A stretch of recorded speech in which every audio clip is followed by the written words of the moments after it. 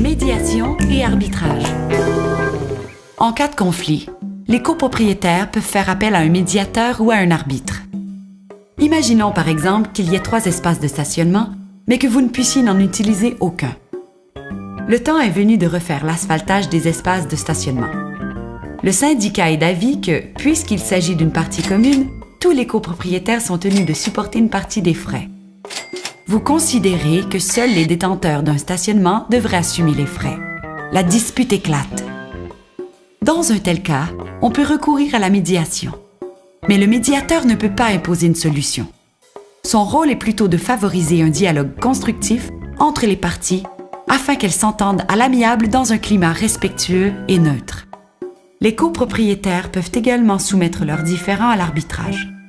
Dans certains cas, ils y sont même obligés en vertu de la déclaration de copropriété qui peut exclure le recours au tribunal.